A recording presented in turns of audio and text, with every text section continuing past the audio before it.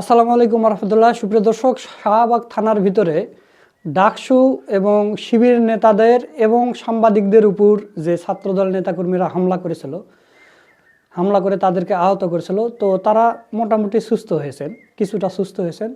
তো সুস্থ হয়ে গতকালকে তারা শাহবাগ থানায় গিয়েছে এবং মামলা করার জন্য গিয়েছে ছাত্রদলের বিরুদ্ধে, কিন্তু শাহবাগ থানার পুলিশ কোনো মামলা নেয়নি। তো এবি জুবায়ের বলতেছে যে আমাদের উপর মব সৃষ্টি করা হয়েছে, আমাদের মেরেছে, আহত করেছে, মামলা নিচ্ছেন না। ঠিক আছে, তো ছাত্রদলের নেতাকর্মীরা যে থানা ভাঙচুর করেছে, থানার উপরে হামলা করেছে, গ্লাস ভেঙেছে, এটার কোনো মামলা নেবেন কিনা? তখন পুলিশ অফিসার বলতেছে যে না না, আমরা জানি না থানার গ্লাস ভেঙেছে কি ভাঙেনি। তো দেখা গেছে যে থানার গ্লাসও ছাত্রদলের নেতাকর্মীরা ভেঙেছে। কেন ভেঙেছে? কারণ ডাকসুর কয়েকজন নেতাকে একটা রুমে যখন নিয়ে যাওয়া হয়, তাদের উপর যখন মারধর শুরু করে, একটা রুমে নিয়ে যাওয়া হয়, ওই রুমের গ্লাস ভেঙেছে তারা। এরপরও পুলিশেরা বলতেছে না না, কোনো কিছুই হয়নি বা থানার উপরেও হামলা করা হয়নি। তো এখন এবি জুবায়ের বলতেছে যে আমরা কি ফ্যাসিবাদে আমলে ফিরে যাচ্ছি? আমরা হাসিনার আমলে এরকম দেখেছি যে ছাত্রলীগের নেতাকর্মীরা এরকমভাবে মব সৃষ্টি করে মারতো, তাদের নামে কোনো মামলা হতো না। এখন ছাত্র দলের নামেও কোনো মামলা হচ্ছে না। তো পুলিশ অফিসারকে কয়েকটা প্রশ্ন করেছে এবি জুবায়ের, পুলিশ অফিসার কোনো উত্তর দিতে পারেনি। আপনারা ভিডিওটা দেখলে অবাক হয়ে যাবেন। তো চলুন আমরা ভিডিওটা একটু দেখি। আপনি মামলা গ্রহণ করতে গেলে আপনাকে হচ্ছে উপর থেকে পারমিশন নিতে হয়। তো আপনার সেখানে আপনি যদি অভিযোগ নাই নেন, তাহলে আপনি কেমনে ইনভেস্টিগেট করবেন যে কারা হামলা করছে?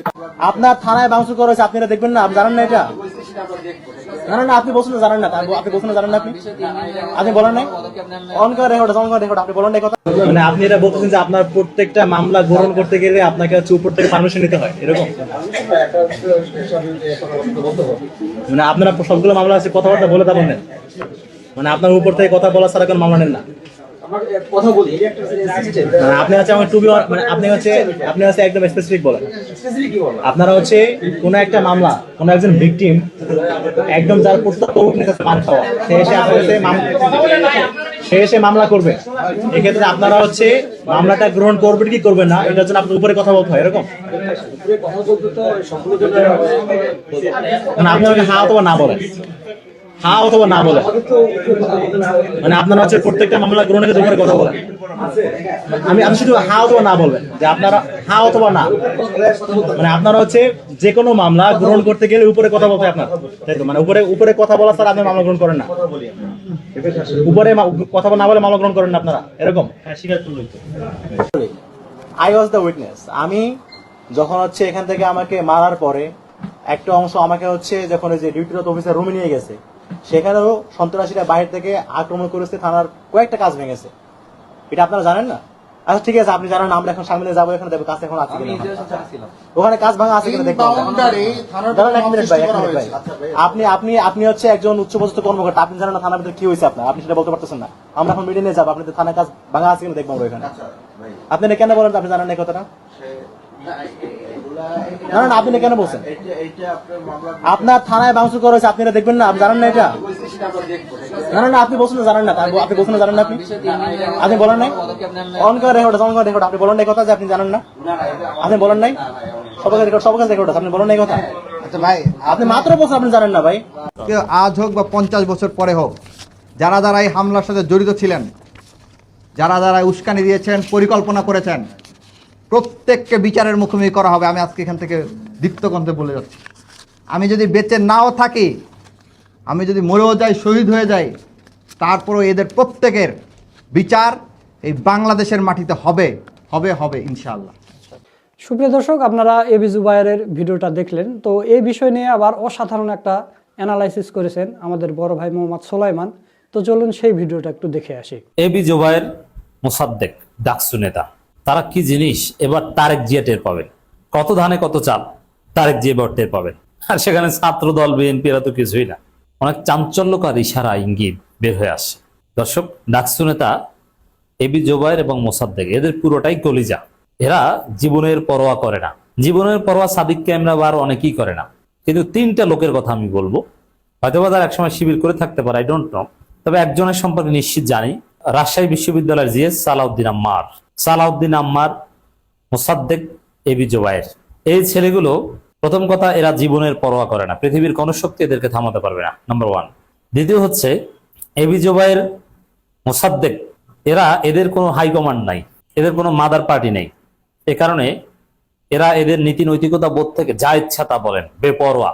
এ কারণে তাদেরকে সবাই ভয় পায়। যেমন সাদিক কায়েম যদি তারেক রহমানকে জয় বাংলা করে দিতে চান বা ছাত্রদলকে নাকানি চুবানি খাওয়াতে চান, এটা তারেক রহমান আমিরে জামাতকে ফোন দিয়ে যদি বলে যে শফিক ভাই, সাদিক ক্যাম্প একটু বেশি করতেছে, আপনি একটু বুঝিয়ে বলেন, ডাক্তার শফিকুর রহমান সাদিক ক্যাম্পকে একটা ফোন দিলে সাদিক ক্যাম্প ঠান্ডা। কিন্তু এই এবি জোবায়ের, মোসাদ্দেক, সালাউদ্দিন আম্মাররা এমন জিনিস, কারো ফোনে তারা থামবেন না এবং কেউ তাদেরকে ফোন দেওয়ার মতো সাহসও করবে না। ওরা দেশের জন্য, জাতির জন্য নিজেদেরকে উৎসর্গ করে দিয়েছে, ওদের মা বাবারাও নিজেদেরকে উৎসর্গ করে দিয়েছে, ওদেরকে কেউ থামাতে পারবে না।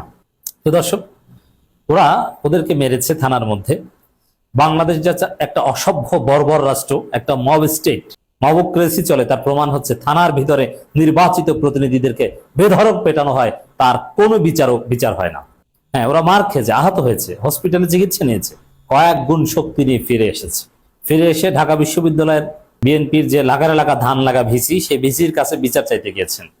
কিন্তু ভিসির এবং ভিসির সাথে যারা আছেন তাদের বডি ল্যাঙ্গুয়েজে মনে হয়েছে তারা এর কোনো বিচার করবেন না। এরপরে এবি জোবায়ের, মোসাদ্দেক গেছেন শাহবাগ থানায় মামলা করতে। শাহবাগ থানায় মামলা করতে গেলে ওসি উধাও হয়ে যান। এবি জোবায়ের, মোসাদ্দেকদের মামলা শাহবাগ থানা নেয়নি। এমনকি সাংবাদিকদের যে পিটিয়েছে, গুপ্ত শিবির ট্যাগ দিয়ে সাংবাদিকদের যে নির্যাতন করেছে, পুরো ঢাকা বিশ্ববিদ্যালয় সাংবাদিক সমিতিকে যে পিটিএ ছাত্রদল বিএনপি কানের পর্দা ফাটিয়ে দিয়েছে, তারও কোনো মামলা শাহবাগ থানা এখনো নেয়নি। এটাই হচ্ছে চাঞ্চল্যকার ইশারা, ইঙ্গিত। এই জন্যই আমি এখানে তারেক জিয়ার নাম টেনে এনেছি। এই যে মোসাদ্দেক, এবি জোবায়ের উপর হামলা করা এবং সাংবাদিকদের পেটানো, এগুলো আমার কাছে মনে হয় এগুলো সব তারেক জিয়ার নির্দেশনা। কারণ ছাত্রদল এমন একটা সংগঠন, তারা ছাত্রদলের গাছের পাতা, বিএনপির গাছের পাতাও তারেক জিয়ার নির্দেশ ছাড়া তারা করে না। তারা গাড়ির পেছনে দৌড়ায় বা আরো যা কিছু আপনারা দেখছেন, তারেক জিয়ার নির্দেশ ছাড়া তারা কিছু করে না। এখন ঢাকা বিশ্ববিদ্যালয়ে এই বিশৃঙ্খলা সৃষ্টি করা, অবশ্য পরবর্তীতে তারেক জিয়া ভুল বুঝতে পেরে ওদের লাগাম টেনে ধরার চেষ্টা করছেন এবং ওরা বলছে যে না, আমাদের দ্বারা কেউ আক্রান্ত হবে না, নানান কিছু বলছে। কিন্তু তারেক জিয়া এক্সপেরিমেন্ট করতে ছাত্রদলকে নির্দেশ দিয়েছিলেন, সালাউদ্দিন আহমেদ এটা প্রযোজনা করেছেন। তো এইভাবে এবি জোবায়ের, মোসাদ্দেককে পেটানো হয়েছে। এমনকি এরপরে রাজশাহী বিশ্ববিদ্যালয়ে সালাউদ্দিন আম্মারকে নিয়েও এক্সপেরিমেন্ট করতে পারে যে ওকে একটু মায়ের দিয়ে দেখো কি হয়, সম্ভাবনা আছে, আমি ধারণা করছি। সেখানে এবি জোবায়ের, মোসাদ্দেককে ওই তারেক রহমানের ট্রেটার প্ল্যানের অংশ হিসেবে পেটানো হয়েছে। তার প্রমাণ হচ্ছে, যদি ছাত্রদলের ফার্স্ট ইয়ার বা জুনিয়ররা অতি উৎসাহী হয়ে এই কাজ করে থাকতো, একদম বিএনপির শীর্ষ নেতৃত্ব, ছাত্রদলের শীর্ষ নেতৃত্বের সাথে জড়িত না থাকতো, তাহলে শাহবাগ থানা মামলা নিত, বিশ্ববিদ্যালয়ের ভাইস চ্যান্সেলর তারাও বিচার করার প্রতিশ্রুতি দিতেন। কিন্তু আমরা দেখতে পাচ্ছি বিশ্ববিদ্যালয় কর্তৃপক্ষ বিচার করবে না, এরকম একটা গাছারা ভাব। আর শাহবাগ থানা মামলা নিচ্ছে না, সাংবাদিকদেরও মামলা নিচ্ছে না, এবি জোবায়ের, মোসাদ্দেকদেরও মামলা নিচ্ছে না। তাহলে এর মাধ্যমে স্পষ্ট, এটি চাঞ্চল্যকারী ইশারা যে উপরের মহলের নির্দেশে এটা করা হয়েছে, যার ফলে উপরের মহলের নির্দেশে মামলা নেওয়া হচ্ছে না। ইটস ভেরি সিম্পল, মামলা নেই, তদন্ত হোক, তারপরে দোষীদের বিচার করুক। না, যেখানে ছাত্রদল দুঃখ প্রকাশ পর্যন্ত করেছে এবং ছাত্রদল তাদের নেতাদের বহিষ্কারের উদ্যোগ নিয়েছে তদন্ত করে, সেখানে শাহবাগ থানা মামলা নিবে না কেন? জনগণের আইনের আশ্রয় নেওয়ার কি অধিকার নেই? এটা স্পষ্ট যে উপর থেকে বলা হয়েছে যে মামলা নেবে না। দেখেন, এই এবি জোবায়ের, মোসাদ্দেকদের হত্যা চেষ্টা করা হলে মামলা নেওয়া হয় না, সাংবাদিকদের ঢালাওভাবে হত্যা চেষ্টা বা পিটিয়ে হাত পা ভেঙে কানের পর্দা টর্দা ফাটিয়ে দেওয়া হলে মামলা নেওয়া হবে না, এটা উপরের নির্দেশ।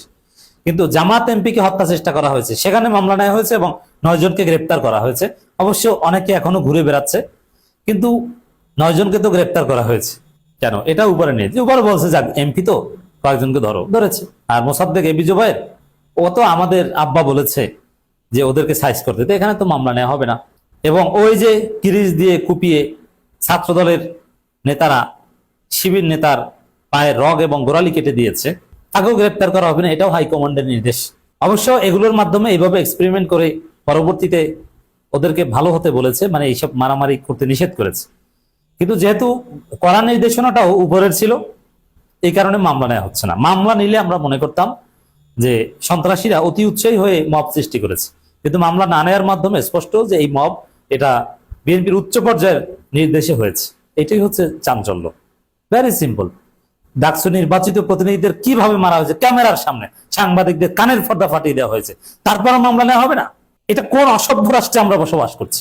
আপনি চিন্তা করেন, কানের পর্দা ফাটিয়ে দেওয়া হয়েছে, কয়েকটা টকবগে তরুণ কয়েকদিন হসপিটাল খেটে এসেছে, কিভাবে মারা হয়েছে আমরা দেখেছি, মামলা নেওয়া হবে না। তবে এবি জুবায়ের মোসাদ্দেক, ওদের রক সবগুলো বাঁকা, ওদের ঘাড় টেরা, ওদের ঘাড় মনে হয় 150 ডিগ্রি তেরা। আমাদের ঘাড় যেরকম সোজা, ওদের ঘাড় 400 ডিগ্রি তেরা। ওরা এর শেষ দেখে ছাড়বেন, ওদেরকে কেউ থামাতে পারবে না। ওদেরকে মেরে ফেললো, ওরা প্রতিবাদ থেকে পিছু হটবে না, এবং তারেক বাহিনীর কোনো গুন্ডামিকে ওরা ছাড় দিবে না। দর্শক দেখেন, এবি জুবায়ের মোসাদ্দেকদের হুঙ্কার, বিশেষ করে মোসাদ্দেক বলেছেন আজ থেকে 50 বছর পর হলেও এই হামলার বিচার হবে।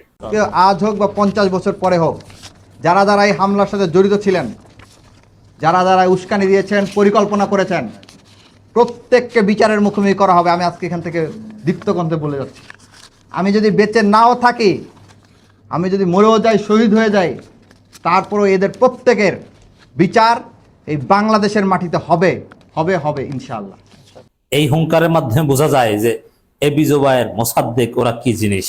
সালাউদ্দিন আম্মারকে ছাত্রদল সভাপতি মা বাবাকে জড়িয়ে থ্রেট দেয় যে মা বাবার উপর হামলা করা হবে, কারণ বিএনপির লোকজন তো জানে যে সালাউদ্দিন আম্মারের মা বাবা কোথায় থাকে। সালাউদ্দিন আম্মারের মা বলে দিয়েছে, আমরা আমার ছেলেকে আল্লাহ অক্ষ করে দিয়েছি, কোনো দাবি দেয় নাই। এই স্টেজ আমরা অনেক আগে হাসিনার আমলে পার করে এসেছি, মায়ের খেয়ে এসেছি, আমার চোখের সামনে আমার স্বামীকে বেঁধে নিয়ে গেছে। অতএব আমার ছেলেকেও ওই আবু সাইদ যেদিন শহীদ হয়েছে ওই দিনে দিয়ে দিয়েছে। অতএব এই সালাউদ্দিন আম্মার, এই এবি জুবায়ের, এই মোসাদ্দেকদেরকে কেউ থামাতে পারবে না।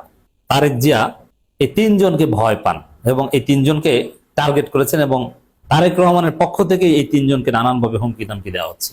এটা আমরা বুঝি এবং আশা করি তারেক রহমানের টনক নড়বে, তিনি ফিরে আসবেন।